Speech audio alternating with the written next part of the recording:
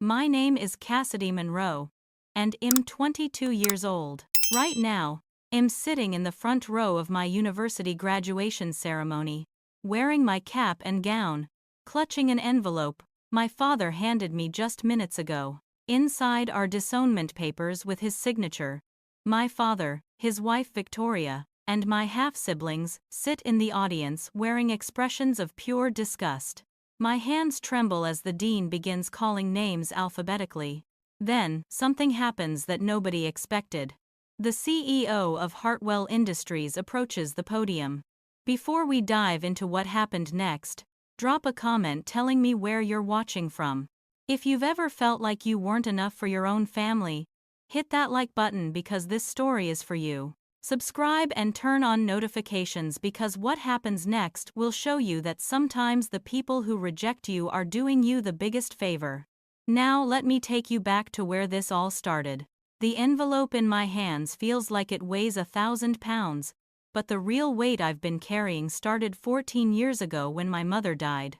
I was 8 years old when cancer took her from me, and within a year, my father Gerald Monroe had already replaced her with Victoria, a woman who walked into our lives like she owned them.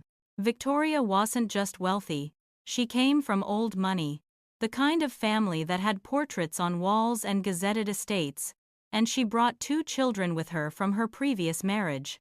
Bethany was 10 when they married, which made her 24 now, and Trevor was 6, now 20.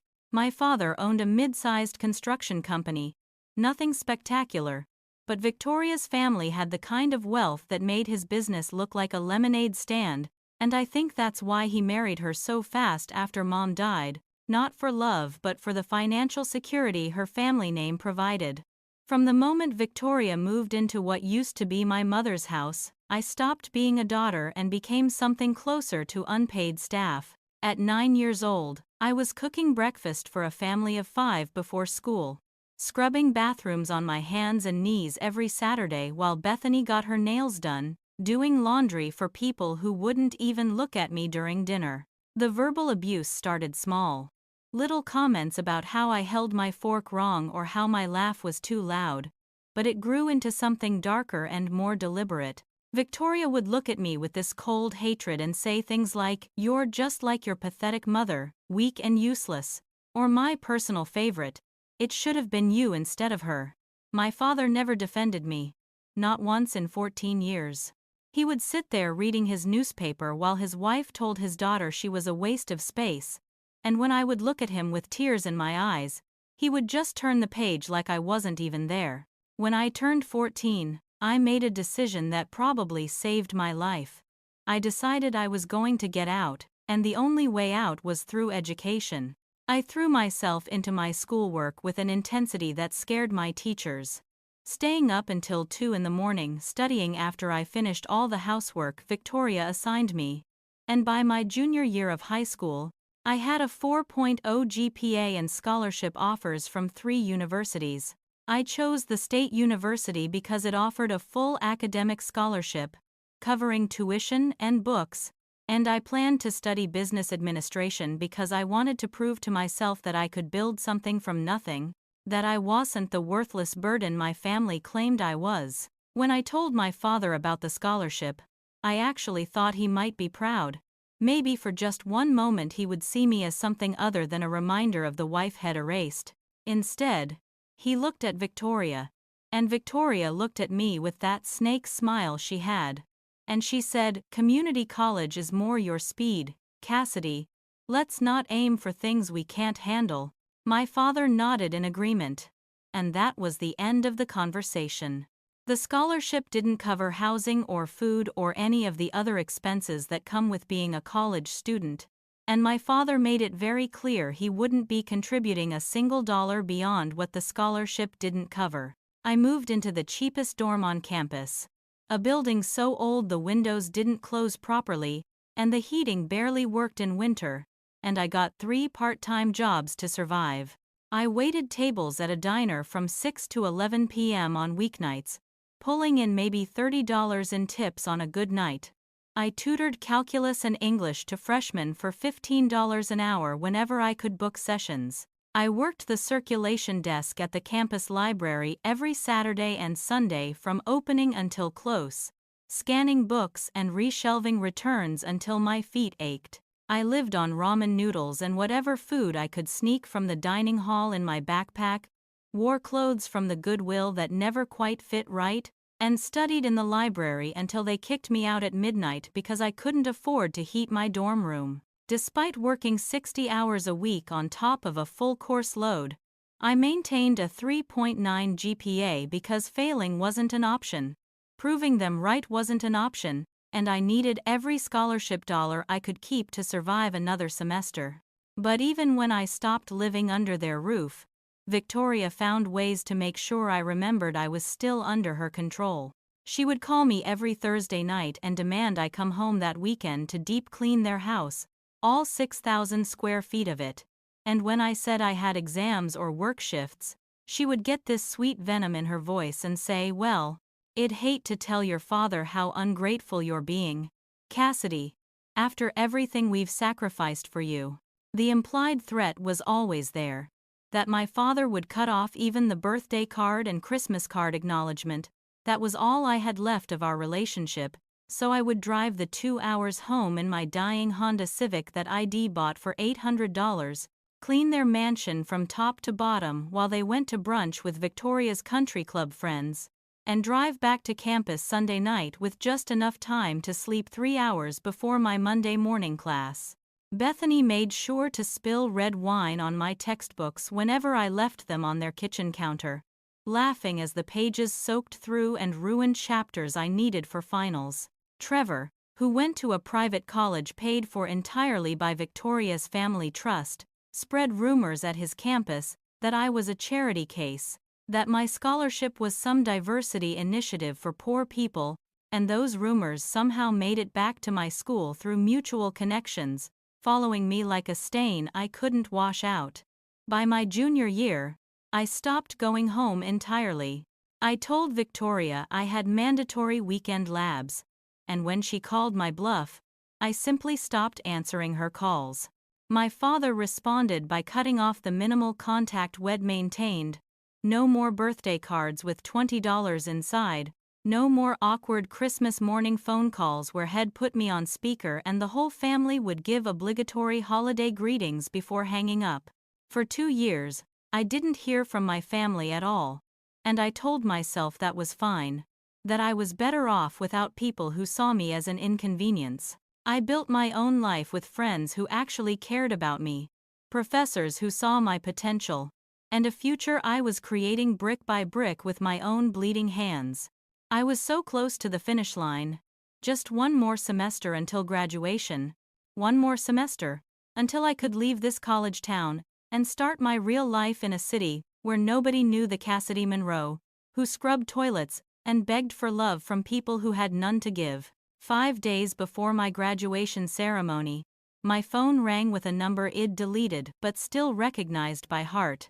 My father's voice came through the speaker warm and paternal in a way I hadn't heard since before my mother died, and for just a second, I was 8 years old again, believing my daddy would protect me from anything. "Cassidy, sweetheart," he said, and the word sweetheart hit me like a physical thing because he hadn't called me that in 14 years. "We want to make things right before you graduate. Victoria feels terrible about how things have been, and we'd love to take you to dinner, just family, to celebrate everything you've accomplished." I stood in my tiny apartment that I'd moved into senior year after saving enough to get out of the dorms, phone pressed to my ear, wanting so desperately to believe that maybe, finally, they'd realized what they'd done to me, that maybe I could have a father again even if I could never get back the years he'd stolen. I said yes, and I immediately regretted it, but I couldn't take it back without looking like I was the one being difficult, the one holding grudges, the one who couldn't forgive. He told me to meet them at the most expensive steakhouse in the city, the kind of place where entrees started at $60 and the wine list was leather-bound. I used almost $100 from my carefully saved graduation money to buy a dress from Macy's. Nothing fancy but new and clean and appropriate. And I used another $30 I didn't have to get my hair done at a cheap salon because I wanted them to see that I'd made something of myself despite them.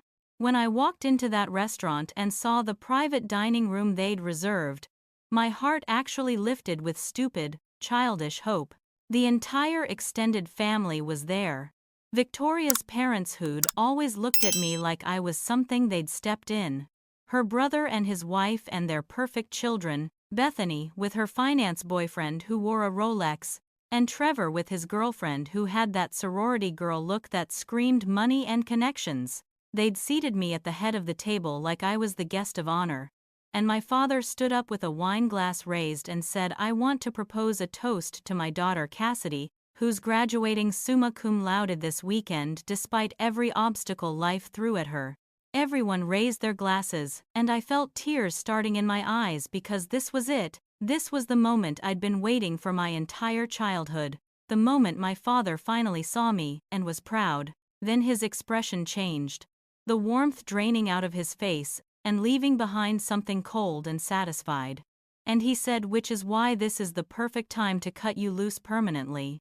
He set down his wine glass and pulled out a leather folder from under his chair, the kind lawyers use for important documents, and he opened it on the table in front of everyone. Victoria was smirking from her seat directly across from me, and I watched her mouth form silent words at me.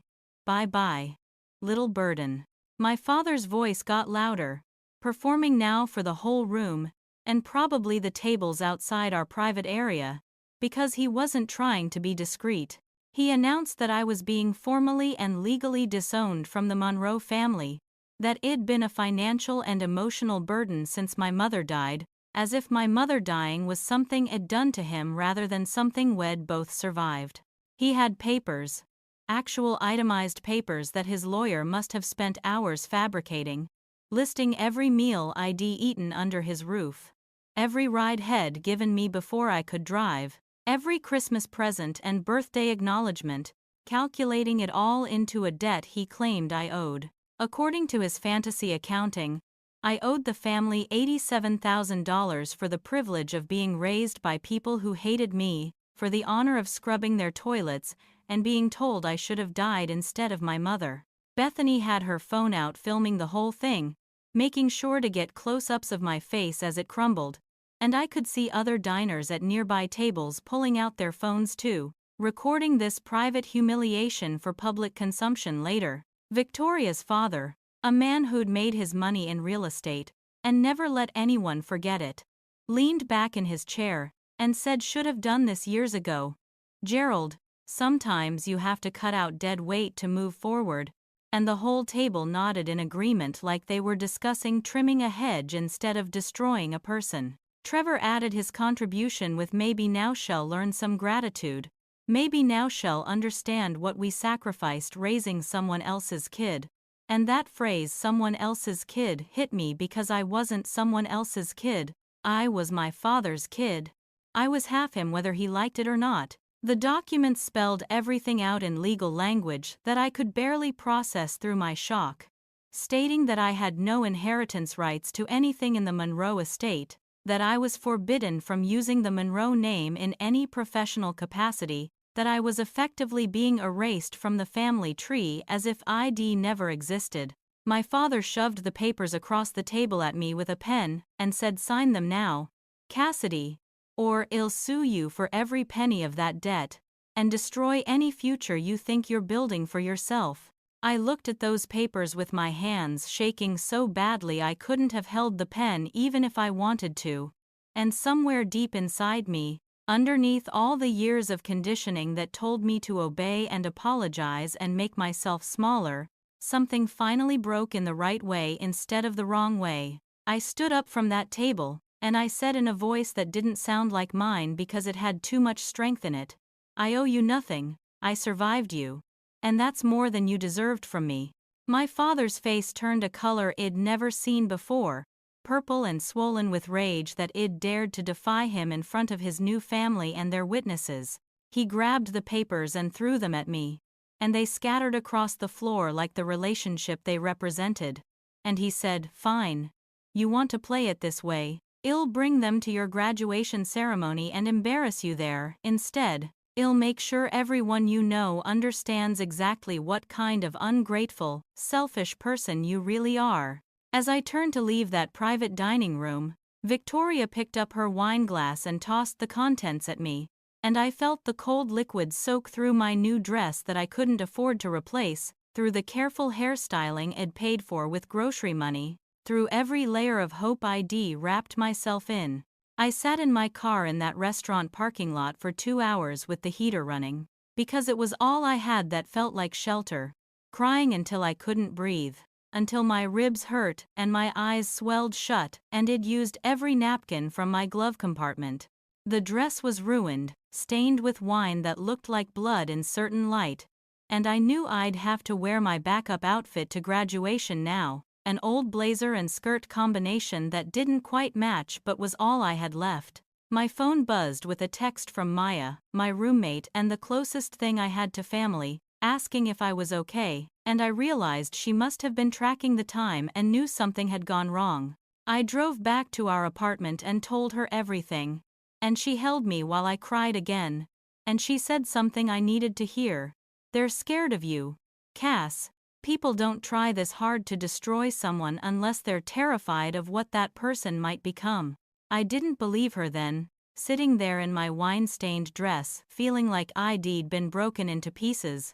I'd never reassemble, but I filed her words away for later, for when I'd need them to survive what was coming next, what I didn't know during that horrible dinner, what I wouldn't learn until much later, was that Victoria's campaign to destroy me had started 3 months before my graduation, right around the time I'd received my acceptance letter from Hartwell Industries for their prestigious leadership development program. The program was one of the most competitive in the country, accepting only 10 graduates nationwide each year, and it came with an automatic 6-figure starting salary, full benefits, and a mentorship track that could set up someone's entire career. It applied on a whim, never actually believing I had a chance, but my business thesis on sustainable supply chain management had apparently impressed the selection committee enough to get me an interview. Victoria found out about my application through channels I still don't fully understand, probably someone at the university who knew someone in her social circle, and the news sent her into a rage that her own nephew had applied to the same program and been rejected in the first round.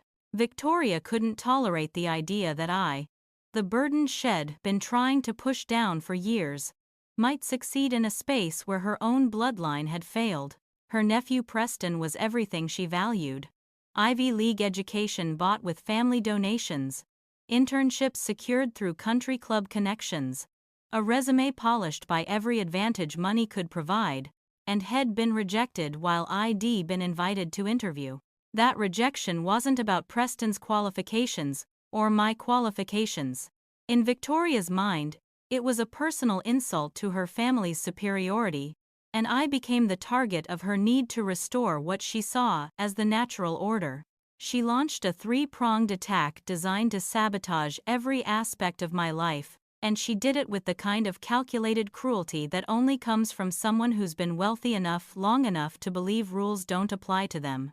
The first attack came through the university itself when someone submitted an anonymous complaint to the Academic Integrity Office claiming I'd plagiarized significant portions of my senior thesis. The thesis I'd spent 8 months researching and writing. The thesis I'd presented to a panel of professors who'd praised its originality, was suddenly under investigation 2 weeks before my final exams. I had to appear before a committee and defend every citation, every argument, every original thought it had, while the committee members looked at me with suspicion, like I was already guilty. The investigation lasted 2 weeks that felt like 2 years, 2 weeks where I couldn't focus on studying because I was too busy pulling up drafts and research notes, and email timestamps, proving the work was mine. I was eventually cleared of all charges because the complaint had no merit. It was pure fiction designed to create chaos. But the stress caused me to score lower on 2 final exams than I'd ever scored on anything in my life, and my perfect 4.0 GPA dropped to a 3.87. The second attack came through Hartwell Industries, directly when Victoria used her extensive society connections to plant seeds of doubt about my character and qualifications. She made phone calls to people who knew people on the board, spreading carefully worded rumors that I'd fabricated elements of my resume, that I had a history of being unstable and litigious, that hiring me would be a liability the company couldn't afford. She never put anything in writing because she wasn't stupid. She just made sure to have conversations at the right cocktail parties with the right people, trusting that gossip travels faster than facts in certain circles. Her campaign nearly worked because I got a phone call from the program coordinator asking me to verify my employment history and provide additional references, something they apparently didn't ask other candidates to do, and I had to scramble to get letters from professors and supervisors proving I was who I said I was. The only reason I stayed in consideration was because Professor Chen, my thesis advisor, had gone to graduate school with someone on the Hartwell selection committee and personally vouched for my integrity, calling in a favor to make sure I got a fair evaluation. The third attack was the most direct and potentially the most damaging when Victoria discovered I had a small emergency savings account with about $3,000 I'd managed to scrape together over 4 years of working constantly. She found old paperwork from when I was 16 and my father had opened a custodial account for me, back before he'd completely written me off, and she tried to use his name as the custodian to freeze the account and claim the money as payment for the fabricated family debt. She walked into my bank branch with the old paperwork and a story about how I'd stolen from the family and they were reclaiming what was theirs, and if the bank manager hadn't been a woman who'd survived her own abusive family situation, it might have worked. Instead, the manager flagged the attempt as suspicious, called me to verify, and helped me move every penny to a new bank under an account that had no connection to my father's name. I lost a week of work dealing with that crisis, meeting with bank security and filling out fraud reports, and the stress of almost losing my survival money made me so sick I couldn't eat for 3 days. What Victoria didn't know, what none of them knew because had been carefully staying hidden, was that my mother's brother James had been watching everything unfold from a distance. James Monroe had been close with my mother before she married my father, and had disapproved of the marriage from the start because had seen something in Gerald that my mother had been too in love to notice. When my mother got sick, James had been traveling overseas for work and was unreachable for months, and by the time he got back to the States and learned Shed died, I was already living with Gerald and his new wife. James tried to get access to me, tried to establish visitation rights as my uncle and only blood relative on my mother's side, but Gerald had already remarried into wealth and could afford lawyers who tied James up in court for years. Gerald got a restraining order by claiming James was unstable and that my mother had cut him off before her death, both lies, but lies that worked in front of a judge who saw a grieving single father trying to protect his daughter from a potentially dangerous relative.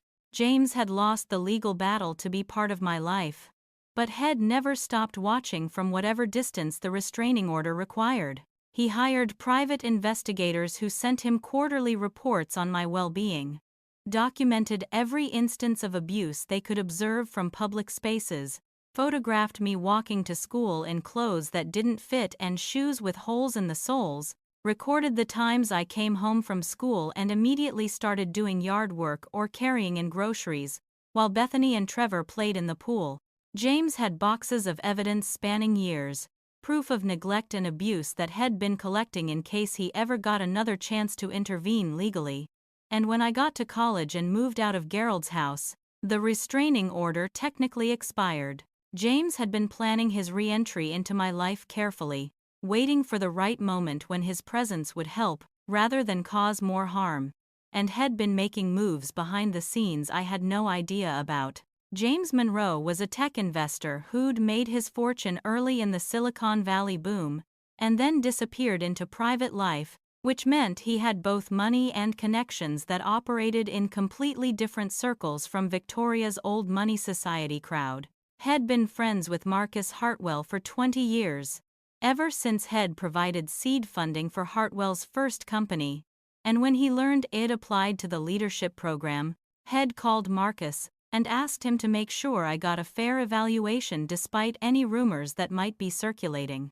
He didn't tell Marcus who I was to him, just that I was a candidate worth protecting from outside interference, and Marcus had made sure the selection committee did their own thorough investigation that went beyond Victoria's gossip. James had also been the source of anonymous payments that had appeared in my school accounts over the years for supplies and books, money I'd assumed came from some general scholarship fund but had actually come from an uncle I didn't know was fighting for me. The night before my graduation, I sat in my apartment staring at my backup outfit hanging on the door, and the envelope of disownment papers my father had promised to bring to the ceremony, and I seriously considered not going. I'd worked for 4 years toward this moment, sacrificed everything to get to this day, but the thought of walking across that stage while my father sat in the audience ready to humiliate me in front of hundreds of people made me physically sick. Maya found me sitting on the floor of my bedroom at 2 in the morning, and she sat down next to me without saying anything for a long time. Finally she said, "You know what would really piss them off, Cass? If you went anyway. If you walked across that stage and got your diploma and didn't let them steal this from you too," and something about the way she said it made me laugh through my tears. She was right. They'd taken everything else from me. My childhood, my sense of safety, my belief that I deserved love, but they couldn't take this unless I let them. I decided right then that I was going to graduation. I was going to sit in that front row because my last name started with M. And I was going to survive whatever my father had planned, because surviving was what I did best. I arrived at the university amphitheater 2 hours before the ceremony started, because I wanted to avoid any chance of running into my family in the parking lot, but fate or bad luck meant I saw them anyway as I was walking from my car to the building. My father was wearing what looked like a new suit, probably Italian judging by the cut, and Victoria was dripping in diamonds that caught the morning sunlight and threw it back like tiny accusations. Bethany and Trevor were dressed like they were attending a fashion show rather than a college graduation. Designer clothes with visible logos that screamed, "Look at how much money we have," and they'd brought Victoria's entire extended family as audience members for whatever performance my father had planned. I watched from behind a building as they walked toward the amphitheater entrance, laughing about something, probably laughing about me, and I felt my resolve waver for just a moment before I remembered Maya's words from last night. I hid behind that building until I heard the announcement that graduates should line up for the processional, and then I joined the back of the line, keeping my head down and my hood up so nobody would see that I'd been crying. The processional line moved slowly toward the entrance, and I was checking my phone for supportive texts from Maya when someone grabbed my arm hard enough to bruise. My father had pushed through the crowd of graduates and family members, ignoring the protests from event staff, and he shoved a manila envelope into my hands with enough force that I stumbled backward into the person behind me. "Since you wouldn't sign at dinner," he said loud enough that everyone around us could hear, "I made it official without your signature. And after today, you come near any member of this family and I'll have you arrested for harassment." The envelope was thick with papers, and I could see through the clear plastic window that it contained official-looking documents with court stamps and legal seals. Victoria appeared at his shoulder like a predator that had been circling and finally decided to strike, and she looked me up and down with an expression of pure disgust before saying, "You were always a mistake, Cassidy. Your mother knew it, and that's why the cancer took her. She couldn't stand the thought of raising you." The cruelty of that statement, the calculated evil of using my dead mother as a weapon, hit me so hard I actually felt physical pain in my chest, like something vital had torn. Before I could respond or defend myself or even process what she'd said, Bethany pushed forward with her phone held up filming my face, and she said, "Can't wait to watch you crash and burn in the real world. Sis, you're nothing without our family name and now you don't even have that." Trevor was behind her grinning like this was the best entertainment he'd had in months. And he added for the video, "Make sure you get her face when Dad drops the papers. Beth, I want to post this everywhere." They walked away laughing, and I stood there holding the envelope feeling like it'd been hit by a truck, and a fellow graduate standing next to me asked if I was okay. I lied and said it was just family drama, nothing serious. Because what else could I say that wouldn't sound insane? That my family had legally disowned me and were planning to embarrass me during the ceremony because they couldn't stand that I'd succeeded without them. I found my place in the processional line based on alphabetical order, which put me in the middle of the M surnames, and we started walking into the amphitheater while the university orchestra played something classical and dignified that felt completely wrong for how I was feeling inside. The amphitheater was beautiful in the morning light, an outdoor space with tiered stone seating that held about 2,000 people, and it was packed with families who'd come to celebrate their graduates with flowers and balloons, and genuine pride. I walked down the center aisle with the other M surnames and found my seat in the front row, close enough to the stage that I could see every detail of the podium and the faculty seated in their elaborate academic regalia. From my seat, I could look up and scan the audience, and I found my family in the third row sitting in a cluster that looked more like an attack formation than a support system.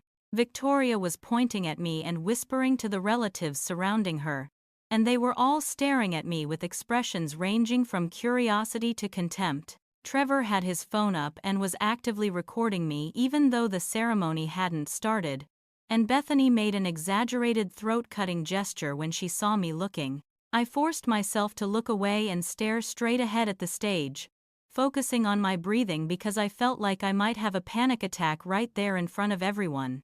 The envelope was on my lap because I didn't know what else to do with it, and I kept running my thumb over the edge of it, feeling the thickness of all those pages designed to legally erase me from the family I'd been born into. The dean of students walked to the podium and began the ceremony with a welcome speech about the journey we'd all taken to get here, about the obstacles we'd overcome and the futures we were stepping into, and I tried to let his words distract me from the dread sitting in my stomach like poison. The speech ended and we began the long process of calling names for diploma distribution, starting with the A surnames and working through the alphabet, and I knew I had maybe 45 minutes before they got to the M section and my name would be called and whatever my father had planned would happen. Then something unexpected occurred that changed everything. The dean returned to the podium after the C surnames had been called, and he said, "We have a special guest today who's asked to address the graduates before we continue with the ceremony, and am honored to introduce Marcus Hartwell, CEO and founder of Hartwell Industries." The audience applauded politely, because this was a prestigious alum returning to speak to graduates, but my stomach dropped so hard I felt dizzy, because this was the company I'd applied to, the leadership program I'd interviewed for, and I hadn't heard back about my status yet. I looked back at my family and saw Victoria's face completely transform from smug satisfaction to excited anticipation, and I realized with horror that she must think her nephew had gotten into the program and this was his moment. She was already sitting up straighter, preparing to stand and applaud when her family's name was recognized, and Gerald was smiling for the first time since I'd seen him that morning. Marcus Hartwell walked to the podium, a distinguished man in his early 60s with silver hair and the kind of presence that comes from decades of leading people and building companies. He thanked the dean and turned to address the audience with a voice that carried authority and warmth in equal measure. "I'm here today," he said, "to announce this year's recipients of the Hartwell Industries Leadership Fellowship, one of the most competitive programs in the country for graduating seniors." The audience applauded again, and I saw Victoria whisper something to her mother, who patted her hand in congratulations that hadn't been earned yet. Hartwell continued, "We selected 10 exceptional graduates from thousands of applicants nationwide, and we're proud to have one of them graduating here today," and Victoria actually stood up slightly in her seat, ready to make a scene about her nephew. The dean handed Hartwell a folder, and Hartwell opened it, and looked directly at where I was sitting in the front row, and for just a second our eyes met, and I saw something in his expression that looked almost like recognition, even though we'd only met once during my interview. He said our first fellow demonstrated not just academic excellence with a 3.87 GPA, and I flinched at hearing my exact GPA called out publicly, but extraordinary resilience in the face of circumstances that would have broken most people. This student worked 3 jobs while maintaining full-time enrollment, completed groundbreaking research on sustainable business practices, and did all of this while experiencing homelessness for 6 weeks last winter when housing fell through. I remembered that 6 weeks, remembered sleeping in my car, and showering at the campus gym, and studying in all-night diners, so nobody would know. I had nowhere to go, and I couldn't believe that information had made it into my fellowship application because I definitely hadn't put it there. Hartwell looked down at the folder, then back up at me, and he said, "Cassidy Munro, please join me on stage." Time stopped in a way it only experienced once before, when the doctor told me my mother had died, that sensation of the world continuing to move while I stayed frozen outside of it, unable to catch up. My name hung in the air, Cassidy Munro, and the audience was applauding, but the sound was muffled like I was underwater. I couldn't move, couldn't breathe, couldn't process that my name had been called for something good, instead of something designed to humiliate me. The envelope of disownment papers sat in my lap, and I looked down at it like it might explain what was happening. And then I looked up at Marcus Hartwell, who was smiling at me and gesturing for me to come to the stage. A graduate sitting next to me, a girl named Bryn who I'd had chemistry class with sophomore year, leaned over and whispered, "Congratulations. Oh my God, Cassidy, that's amazing." And her words broke through whatever paralysis had gripped me. I turned to look back at my family, some instinct making me need to see their reaction. And what I saw was worth every tear I'd cried in that restaurant parking lot. Gerald's mouth was hanging open in an expression of complete shock, his face pale like he'd seen something impossible. Victoria had gone white, and then red so fast it looked like someone had slapped her, her perfectly made-up face twisted into something ugly and disbelieving. Bethany's phone had actually fallen from her hand onto the lap of the person sitting next to her, and she was staring at me like I'd performed some kind of magic trick she couldn't figure out. Trevor was the only one who spoke, and I could read his lips from where I sat even though I couldn't hear him over the applause. "What the hell is happening?" Victoria's mother, the woman who'd once told me I should be grateful they fed me, looked confused and angry like the natural order of the universe had been disrupted. And Victoria's brother was checking his own phone like maybe there'd been some mistake and the real winner was about to be announced. I stood up on legs that felt disconnected from my body, and I still had the envelope clutched in my left hand because I genuinely didn't know what else to do with it. The walk from my seat to the stage stairs felt like it took an hour even though it was probably 30 seconds, and every step took me past rows of strangers who were applauding for me, for my achievement, for something I'd earned and not something I'd been given out of pity or obligation.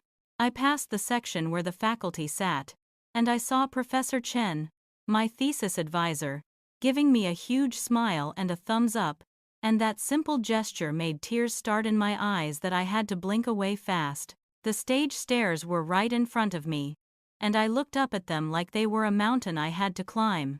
And for just a second my legs wouldn't move because some part of me was still waiting for this to be a cruel joke, for someone to announce it had been a mistake and I should sit back down.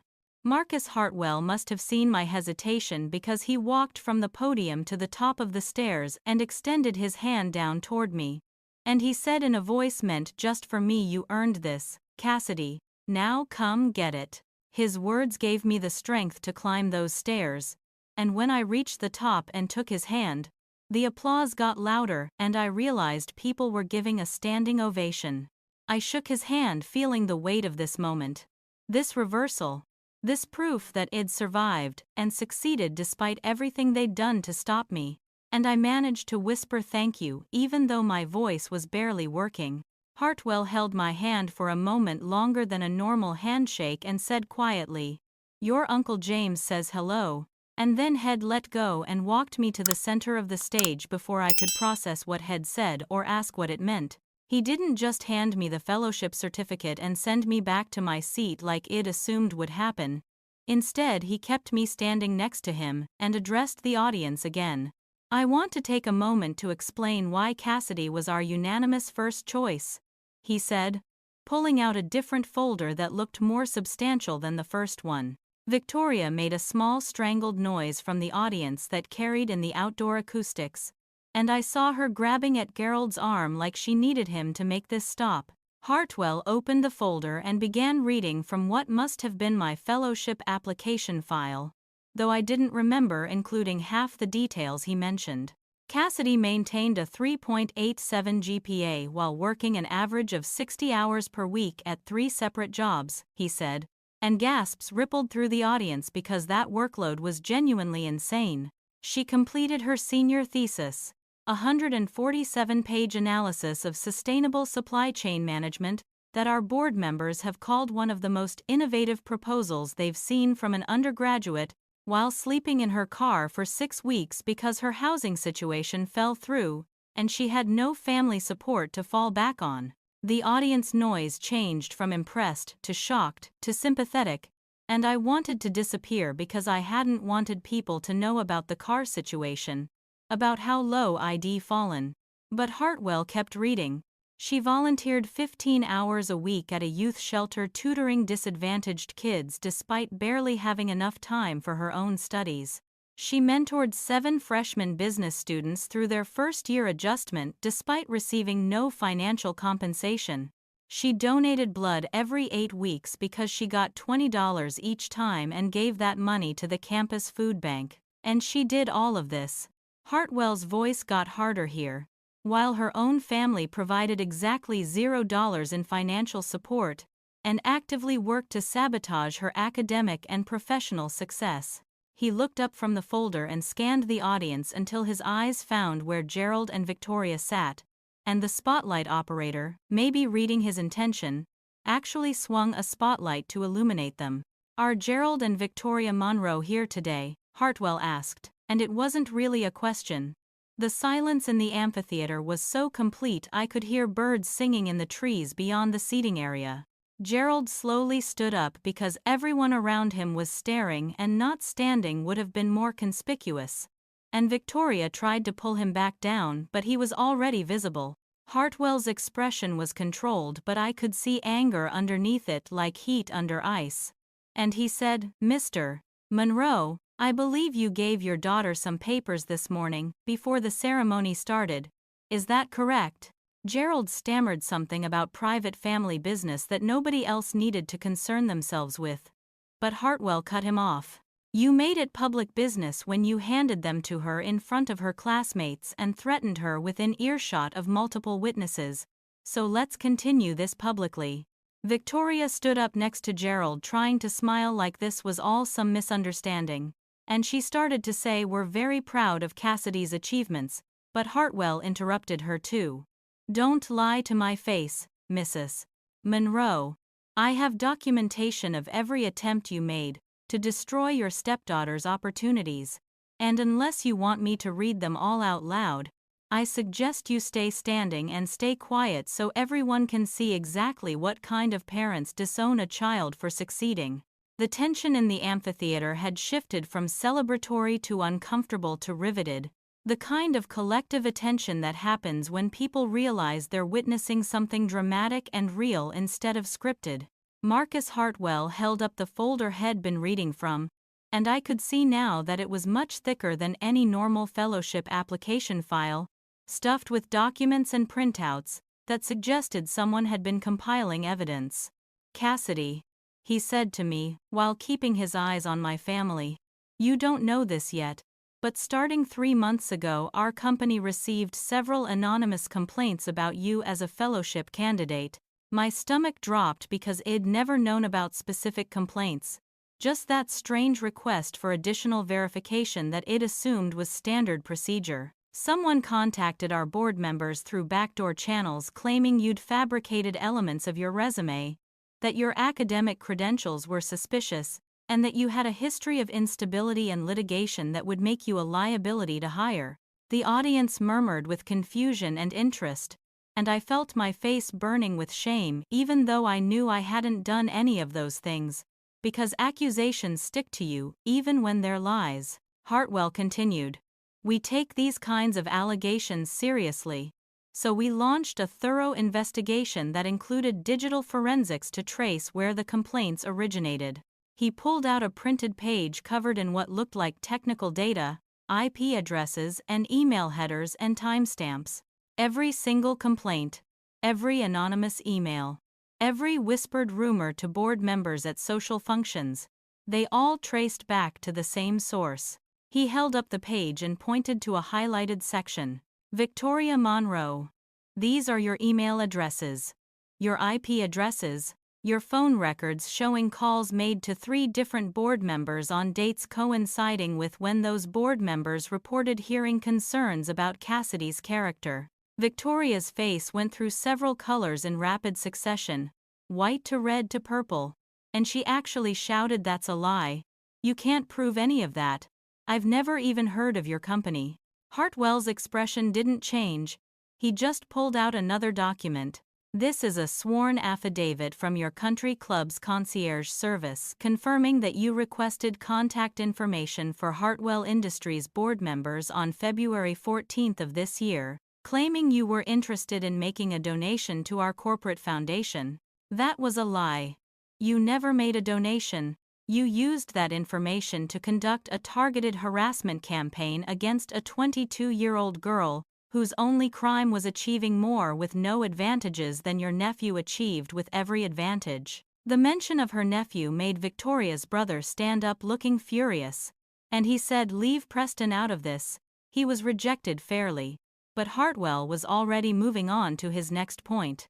The second issue, Hartwell said, involves interference with Cassidy's university academic standing. Someone submitted an anonymous complaint to the university's academic integrity office claiming Cassidy had plagiarized her senior thesis. That triggered a 2-week investigation that nearly caused Cassidy to miss critical exams and permanently damaged her GPA from a perfect 4.0 to a 3.87. I felt tears starting again because I'd never told anyone how much that investigation had hurt, how it felt violated and doubted by professors who'd previously respected my work.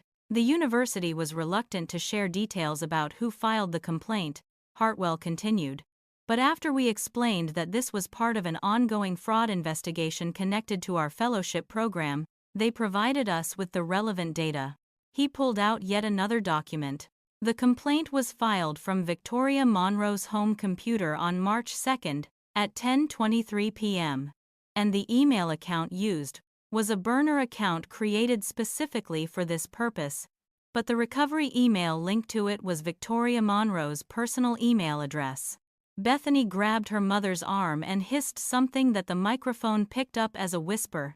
"Mom, everyone's filming this. We need to leave." But campus security officers were already moving to the exits of the amphitheater, positioned like they'd been told to expect trouble. Gerald was standing completely still like a statue, staring at his wife with an expression I couldn't quite read, something between shock and maybe realization of what she'd done.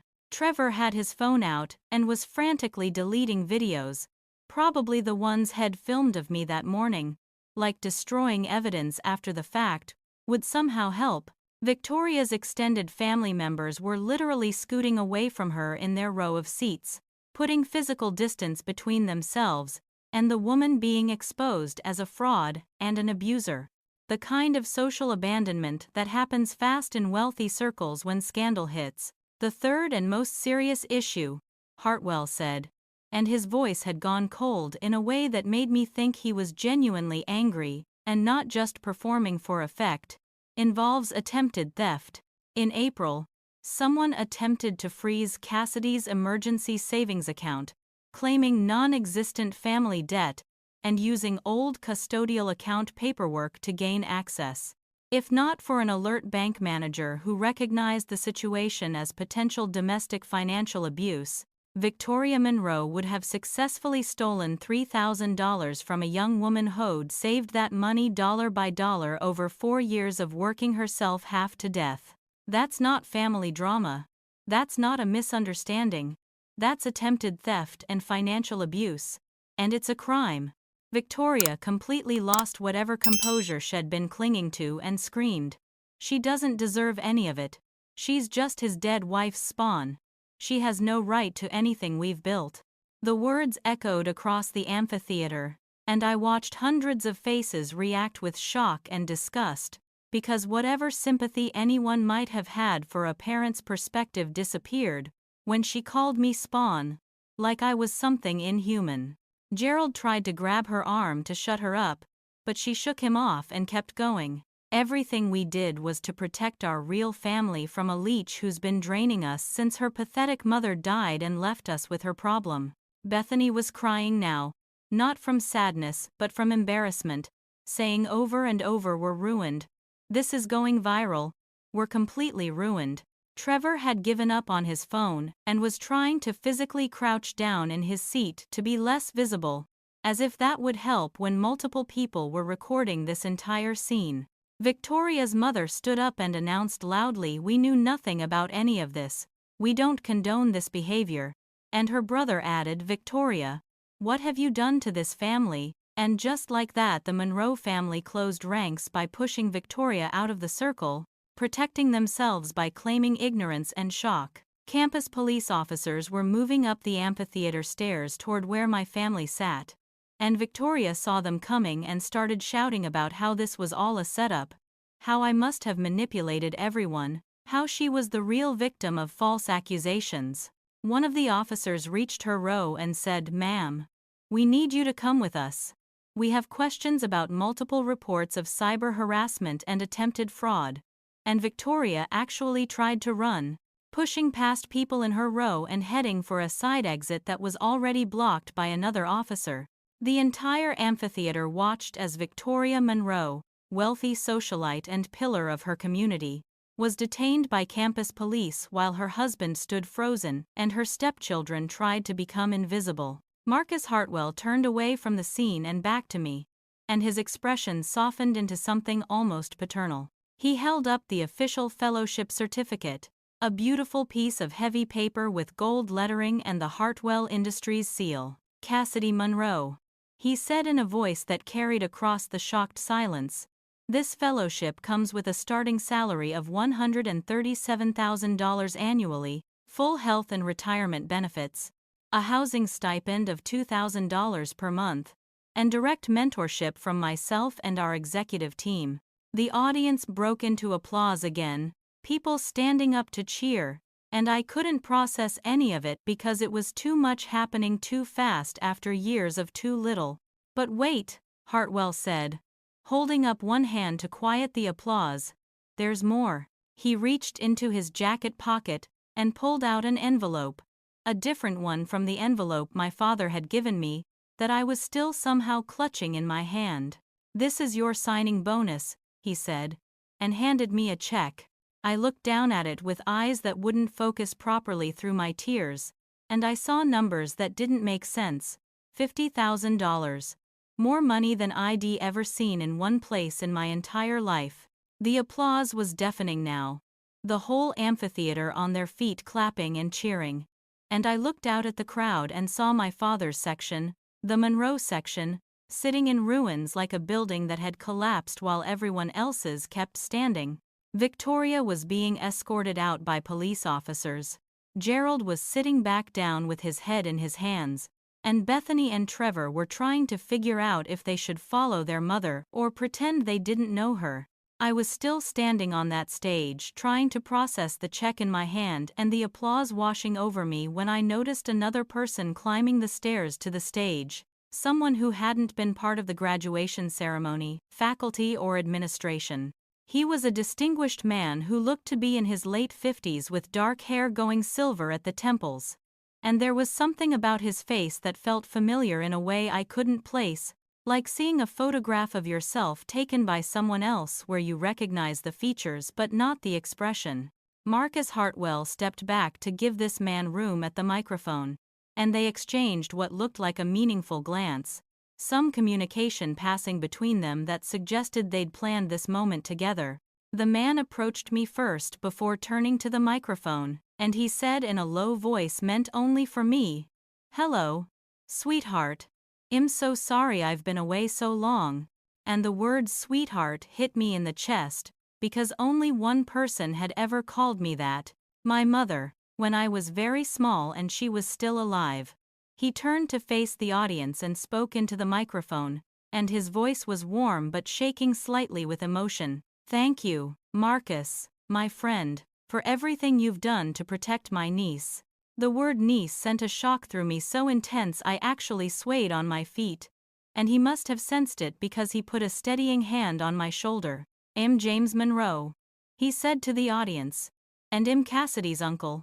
Her mother Sarah's younger brother." I saw Gerald's head snap up in the audience, his face going pale then red with what looked like fear or rage or both.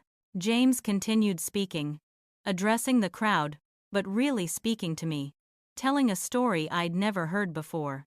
"My sister Sarah married Gerald Monroe 23 years ago, and I was opposed to the marriage from the start, because I saw things in Gerald's character that my sister, who loved deeply and trusted easily, didn't want to see.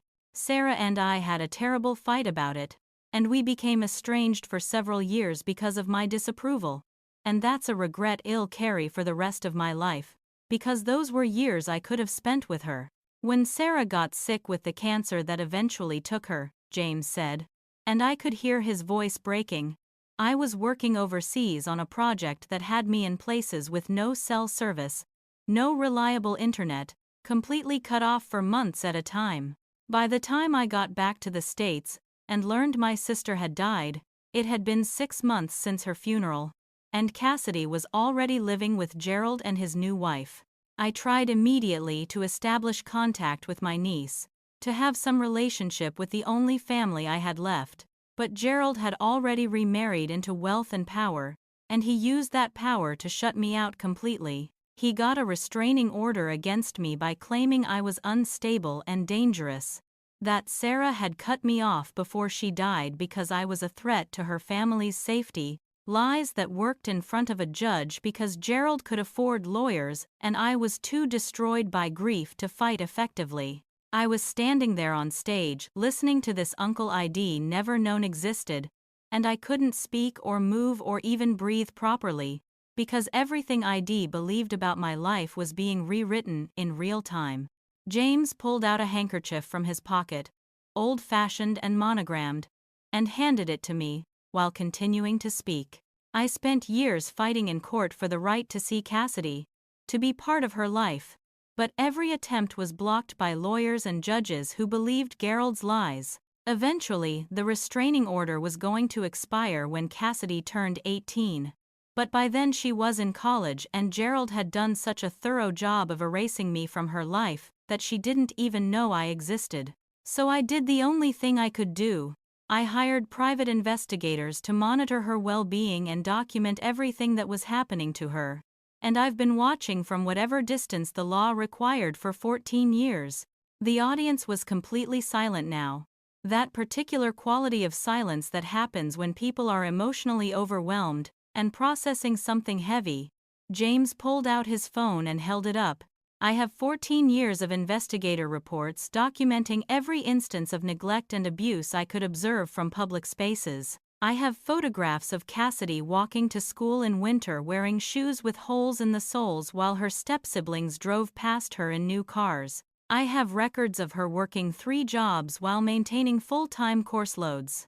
I have documentation of every cruel thing Victoria Monroe did to a child who'd lost her mother and needed protection." He looked directly at Gerald in the audience. "I watched you throw away Sarah's jewelry that Shed left specifically for Cassidy in her will.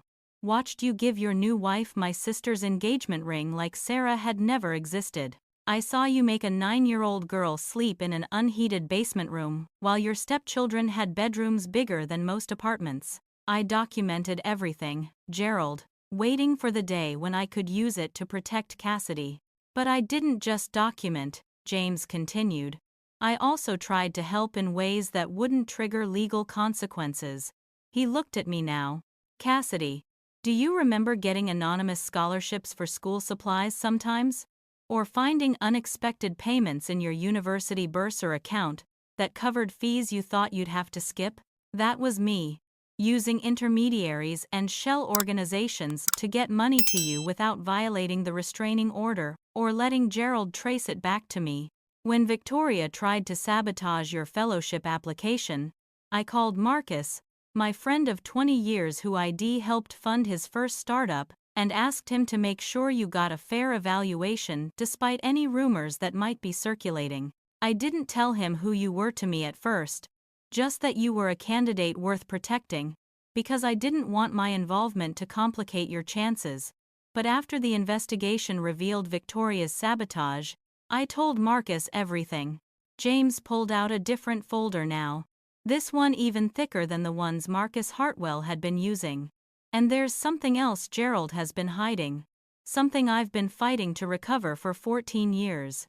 When Sarah died, she had a life insurance policy worth $200,000 that she'd taken out specifically to provide for Cassidy's future. The policy named me as trustee until Cassidy turned 21 or graduated college, whichever came first, at which point the money would transfer directly to Cassidy. Gerald claimed the policy had lapsed, that there was no money, but I knew my sister and I knew she would never leave Cassidy unprotected. I hired forensic accountants who traced the insurance payout, and we discovered that Gerald Monroe received the full amount and put it in an account in his name, claiming it was to cover expenses related to raising Cassidy. The amphitheater erupted in shocked gasps and angry murmurs, and I looked down at my father who'd gone completely gray, his face the color of old concrete. James kept reading from the documents. Over 14 years, Gerald and Victoria spent almost all of that money. Cassidy's inheritance from her mother, on luxury purchases, Victoria's children's private school tuitions, vacation properties, and high-end cars. They spent your future on their present, he said, looking at me. And when my investigators finally got court orders to access the accounts, there was only $63,000 left of the original $200,000. But that money, with compounded interest penalties that Gerald now owes, currently amounts to $347,000 that legally belongs to you. I couldn't process the numbers, couldn't understand how the parents who'd claimed I owed them money had actually stolen from me, had spent my mother's gift to me on themselves while forcing me to work myself sick just to survive. Gerald suddenly stood up and tried to leave, pushing past people in his row. But campus police officers blocked his path. His voice carried across the amphitheater as he shouted. That money kept the business afloat, kept us from losing everything. She should be grateful we used it to keep a roof over her head. Victoria, who'd been standing with police nearby, screamed at him. Gerald, shut your mouth, stop talking. But he was unraveling completely. You spent it all anyway, he yelled back at her. Your lifestyle. Your kids' cars, your jewelry, the vacation house in Aspen we never even use. We have nothing left. I've borrowed against our house. I was going to have to declare bankruptcy after today anyway. Bethany's voice rang out high and panicked. Dad, what are you talking about? What do you mean bankruptcy? And Gerald just kept spiraling. That's why I brought the disownment papers, he said, and I could see people recording this on their phones, capturing this complete breakdown for posterity. I needed her to sign away any claims to that money legally so when we declared bankruptcy she couldn't come after us for what we spent. The papers were protection from the debt we owe her, don't you understand? Victoria was screaming at him to stop talking. Their lawyer, if they had one, would be screaming the same thing. But Gerald had passed the point of self-preservation. We're broke, he said. Everything you see is borrowed and mortgaged and about to collapse. And I needed her gone legally so she couldn't take what little we have left. James let Gerald's words hang in the air for a moment, letting everyone absorb the full picture of who these people really were. and then he turned to me with his arms open. "Cassidy," he said, and his voice was thick with tears. "I'm so deeply sorry I couldn't get to you sooner, that legal systems and restraining orders and my own grief kept me from protecting you the way your mother would have wanted. But I'm here now, and you're not alone anymore." I looked at this man, this uncle I'd never known, this person who'd been fighting for me from the shadows for 14 years, and something inside me that had been locked up tight since my mother died finally cracked open. I walked into his arms and collapsed against him, sobbing in a way I'd never let myself sob before because I'd never had anyone safe enough to break down with. He held me and whispered, "I've got you now, sweetheart. I've got you." And the whole amphitheater burst into applause again. But this time it wasn't polite or celebratory.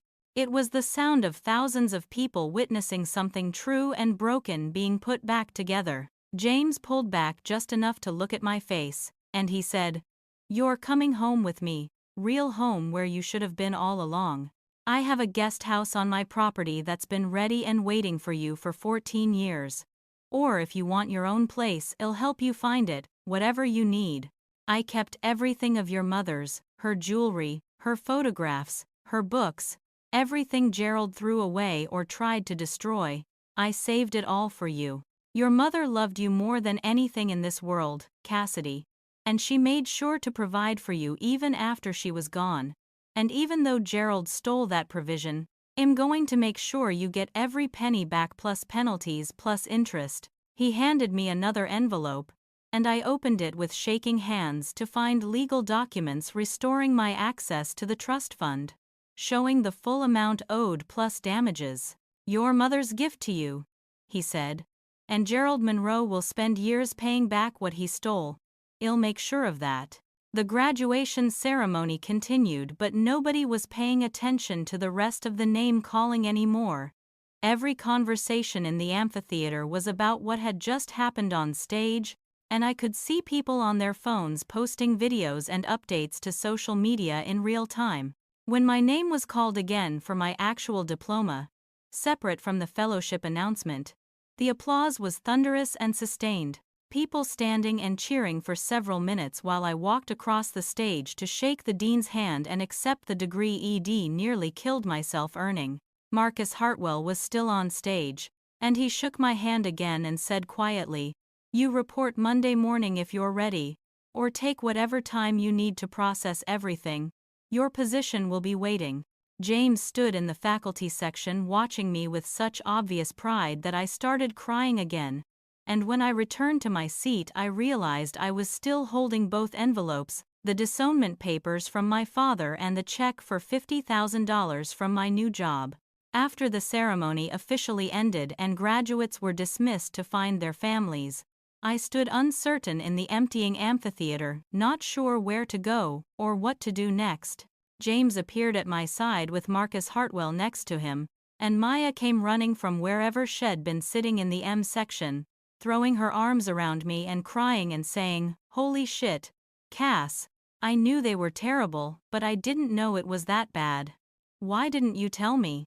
I couldn't explain that I hadn't told her because putting it into words would have made it real, would have forced me to confront just how bad it really was, so I just held her and let her be angry on my behalf.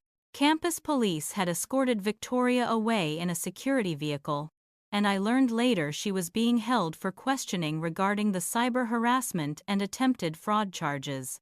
Gerald had been detained separately and was facing embezzlement charges for the misappropriation of trust funds, and both of them were looking at potential prison time depending on what the district attorney decided to pursue. The next several hours passed in a blur of police statements and lawyer consultations, and James introducing me to people who'd apparently been part of his team helping monitor my situation for years. Gerald's construction company started losing clients within hours of the videos spreading, and Victoria's society friends were blocking her calls and removing her from club memberships, that swift social exile that happens when someone becomes more liability than asset.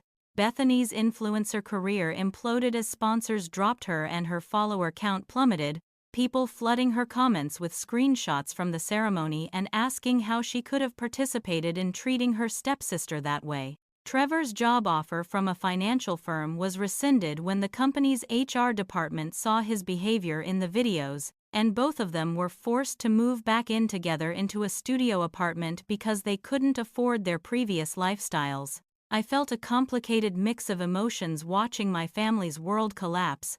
Not quite satisfaction because I wasn't wired for cruelty, but something like relief that their actions finally had consequences and I wasn't crazy for thinking what they'd done to me was wrong. James took me to a quiet corner of campus after we'd finished with immediate legal necessities, and he sat me down on a bench under a tree and just let me break down completely. I cried for the childhood I'd lost and the mother I still missed and the father I'd never really had even when he was alive. I cried for the girl who'd slept in her car and eaten ramen for weeks and worked herself past exhaustion because she had no safety net. I cried because relief and grief feel almost identical when they're both overwhelming, and I'd been holding both for so long I didn't know how to let them out safely. James held my hand and didn't try to fix it or make it better. Just let me feel everything I'd been suppressing to survive. When I finally could speak, I asked the question that had been burning in me since Head revealed himself. Why did they hate me so much? What did I do that made them treat me like I was nothing? James took a long breath and said something I needed to hear but wasn't ready for. Cassidy, sweetheart, you didn't do anything. That's the hardest truth to accept, but it's the truth. Gerald loved your mother in his way, but his way was possessive and controlling, and when she got sick and died, he saw it as abandonment, as her leaving him, and you were the living reminder of what Head lost and couldn't control. Marrying Victoria was about replacing your mother as quickly as possible, erasing the grief by pretending it never happened, and you were the evidence that it had happened. Victoria hated you because you existed before her, because you represented Gerald's life with another woman, and because she's the kind of person who needs someone beneath her to feel superior. They didn't hate you because of who you are. They hated you because of what you represented, and that's not your fault or your responsibility to fix. But I wanted them to love me, I said, and my voice sounded young and broken. I know, James said, and that's because you have your mother's heart. You love deeply and hope for the best in people, but you can't earn love from people who are incapable of giving it, and you can't fix people who refuse to see themselves as broken. The only person who needed to see your worth was you, and the people who truly love you never needed convincing. He showed me photos on his phone of a house with a guest house in the back, decorated simply but beautifully, and pictures of my mother that I'd never seen before. Her laughing and young and alive. This is waiting for you whenever you're ready, he said. And these pictures of your mom. I have hundreds more. And all her jewelry and books, and everything Gerald threw away. I saved it all because I knew someday you'd want it. That evening James took me and Maya out to dinner, and he insisted on a casual burger place instead of anywhere fancy because he could see I was overwhelmed and needed normal. We sat in a booth and ate French fries and talked about my mother, and James told me stories about Sarah that made her real to me in ways she hadn't been since I was 8. Your mother was stubborn and brilliant and had a terrible sense of direction, he said, laughing. She once got lost driving to a grocery store she'd been to 100 times. She loved mysteries and terrible reality TV and made the best chocolate chip cookies in 3 states. She wanted to be a teacher but gave it up when she got pregnant with you, and she never regretted it because she said you were the best thing she'd ever created. Every story made her more dimensional, more human, more mine, and I realized Gerald had stolen not just her money but her memory, had tried to erase her so completely that had been left with nothing but grief and absence. By the time James drove me back to my apartment that night, I was exhausted in a way that went beyond physical tiredness, the kind of exhaustion that comes from carrying something heavy for too long and finally being allowed to set it down. He walked me to my door and made me promise to call him if I needed anything, and then he said something that stayed with me. Cassidy, You're going to have complicated feelings about all of this for a long time. And that's okay. There's no right way to feel when your family implodes. You might feel guilty about their consequences even though you didn't cause them. You might feel angry or sad, or relieved, or all of it at once. Whatever you feel is valid, and I'm here for all of it. I hugged him. This uncle who'd been fighting for me in the shadows. And I said thank you for not giving up on me. And he said I never could have. You're Sarah's daughter and she was my favorite person. Loving you is easy. I slept that night in my own bed for what I knew would be one of the last times before moving to Jameis property. And I slept deeply for the first time in years because I was safe in a way I'd never been safe before. When I woke up the next morning, my phone had hundreds of notifications from news outlets and strangers and people from my past, but also a text from James with a photo attached. The photo showed my mother holding me as a baby, and the caption he'd sent said, "She knew you'd be extraordinary. She just didn't get to stay and watch it happen, but I'm watching for both of us now and she'd be so proud." I stared at that photo for a long time, at my mother's smile and the way she held me like I was precious, and I understood finally that I'd always been worthy of love. I just had to survive long enough to find the people capable of giving it. 6 months after graduation, I was sitting in my office at Hartwell Industries looking out over the city and marveling at how completely my life had transformed. The fellowship program had exceeded every expectation, and I'd been promoted ahead of schedule to team lead for a new sustainable business initiative, making me the youngest person in company history to hold that position. I had an apartment downtown that James had helped me furnish with a mix of my mother's saved belongings and new pieces I'd chosen myself, creating a space that honored where I'd come from while building toward where I was going. Most weekends I drove to Jameis property for dinner, and his partner Richard had become another uncle figure, someone who taught me about cooking and gardening and all the peaceful domestic things I'd never learned because my childhood home had been a war zone. The legal proceedings against Gerald and Victoria had concluded with outcomes that felt more like justice than revenge. Gerald was sentenced to 5 years in federal prison for embezzlement of trust funds, and he was ordered to pay full restitution plus penalties totaling over $400,000. Victoria was convicted on 3 counts of cyber harassment and 1 count of attempted fraud, resulting in a 2-year prison sentence followed by 5 years of probation. Both of them had restraining orders filed against them preventing any contact with me for 10 years, which meant I wouldn't have to worry about them trying to re-enter my life until I was in my 30s and hopefully strong enough to handle it.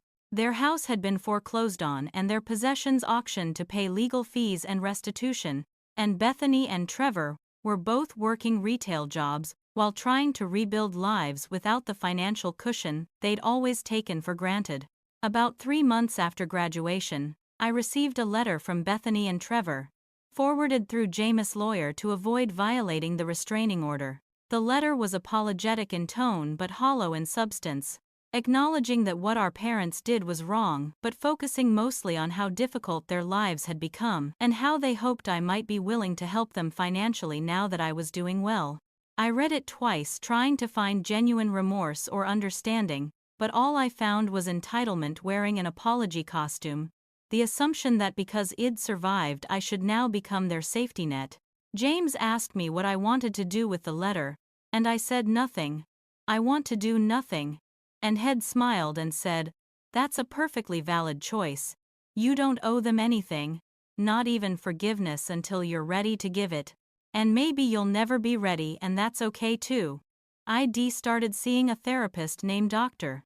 Patterson who specialized in complex family trauma, and those weekly sessions were helping me understand that the pain I'd experienced wasn't something to be ashamed of or to minimize. We talked about how children of abuse often blame themselves because believing they caused it feels more empowering than accepting they were powerless to stop it. We discussed how seeking love from my family hadn't been weakness but a natural human need, and how their failure to provide it said everything about their limitations and nothing about my worthiness. The hardest work was learning to sit with the reality that I might never understand why they treated me the way they did, that some questions don't have satisfying answers, and peace comes from accepting ambiguity rather than demanding resolution. I visited my mother's grave regularly now, something I'd been unable to do for 14 years, because Gerald had never taken me, and I didn't have transportation to get there on my own. James came with me the first time, and we cleaned up the headstone and planted flowers around it, and I talked to my mother the way I wished I could have when I was 9 and 12 and 16 and desperately needed guidance. I told her about graduating and the fellowship and meeting James and slowly building a life that felt like mine. I told her I was sorry I couldn't save her and sorry I'd almost let Gerald and Victoria destroy what she'd tried to build for me. James put his hand on my shoulder and said, "She knows, Cassidy, wherever she is. She knows you fought for the life she wanted you to have, and she's proud." The most unexpected development came when Marcus Hartwell asked me to speak at a company leadership event about resilience and overcoming adversity. I was terrified to tell my story publicly in a professional setting, worried it would make me seem damaged or unprofessional. But James encouraged me to be honest about what I'd survived, because silence protects abusers, and vulnerability helps victims.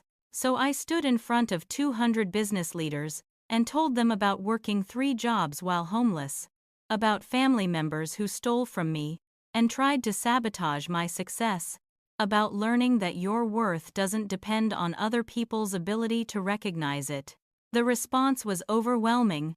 Dozens of people approaching me afterward to share their own stories of surviving toxic families or overcoming impossible circumstances, and I realized there was an entire community of people who'd had to become their own parents and save themselves because nobody else would.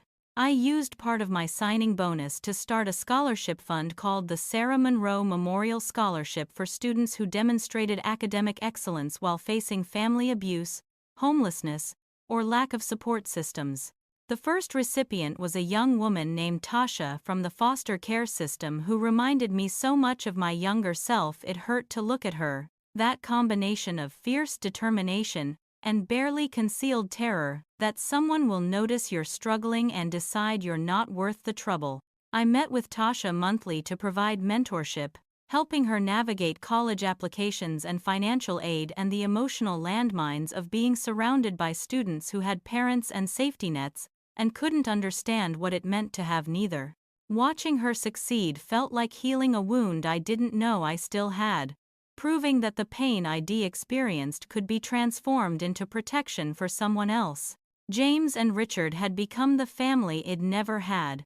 People who celebrated my successes without needing to own them and supported my struggles without making them about themselves. We had Thanksgiving dinner where I wasn't responsible for cooking and serving everyone else, where I got to sit at the table as a guest and a person instead of as staff. We celebrated Christmas with gifts chosen thoughtfully because someone had paid attention to who I actually was rather than who they wanted me to be. We marked my birthday by doing things I wanted to do rather than things that would inconvenience me the least. And the simple act of being celebrated instead of tolerated changed how I saw myself in fundamental ways. About 8 months after graduation, I ran into Trevor at a coffee shop downtown, and the encounter crystallized how much I'd changed and how much I'd healed.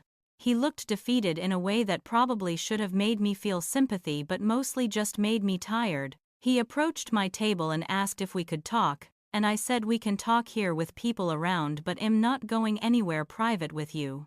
He launched into a speech about how Victoria was in prison and Gerald was in prison and Bethany was barely surviving and how they had nothing left, how the whole family had been destroyed.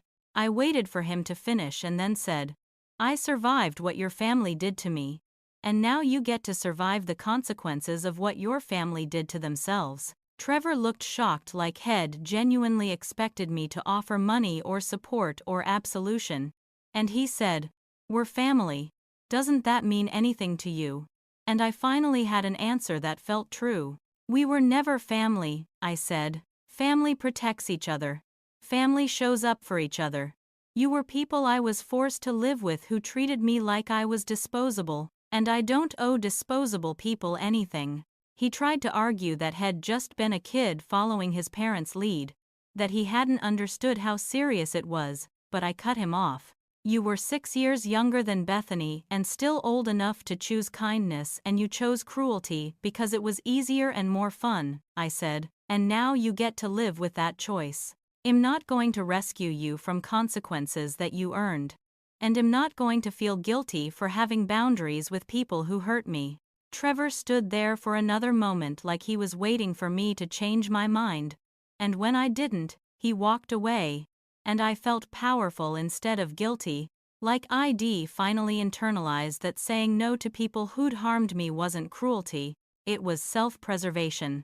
One afternoon I was at Jameis' house helping him organize photos of my mother, and we found a box that he said had been left specifically for me, to be opened on my college graduation day. Inside were letters my mother had written while she was dying. Letters meant for every major milestone she knew she'd miss. One for graduation, one for my first real job, one for my wedding day, one for when I had my first child. Each envelope labeled in her handwriting that I barely remembered but somehow recognized. I read the graduation letter first, and her words reached across 15 years to tell me exactly what I needed to hear.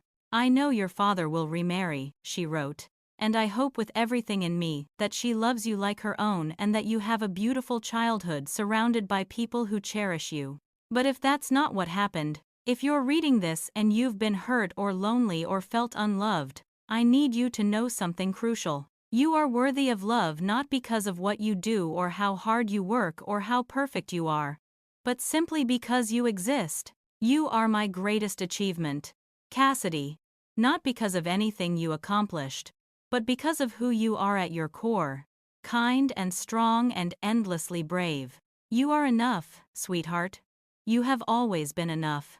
I cried reading those letters, and James held me the way I imagined my mother would have if she'd lived to see me graduate and struggle and survive. She knew, I said to him. She knew he might not be good to me after she was gone, and she tried to protect me even from her deathbed.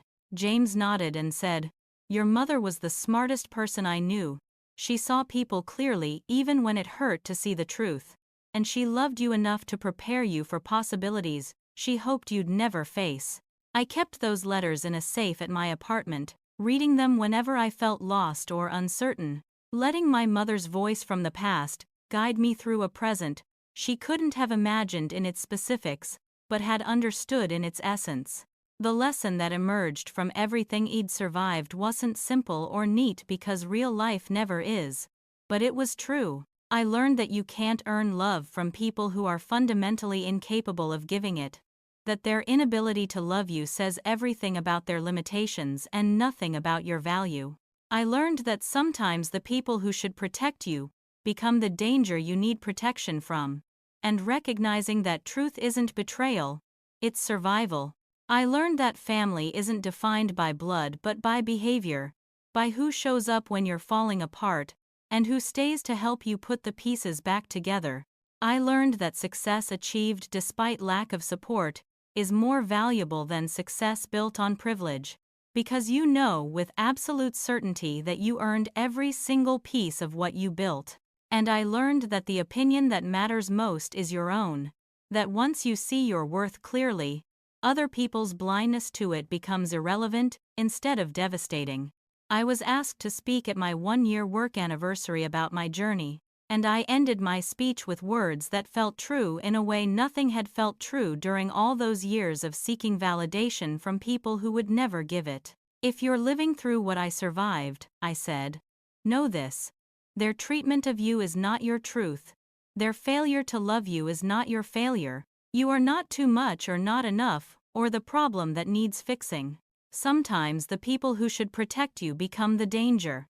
And your job is not to fix them or earn their love or prove your worth to people who refuse to see it. Your job is to survive them, to build something beautiful from whatever pieces they left you with, and to recognize that their rejection can become your liberation if you let it. I didn't need my father to see my worth because once I saw it myself, everything changed. Not because they changed, they never will. but because I freed myself from needing them to.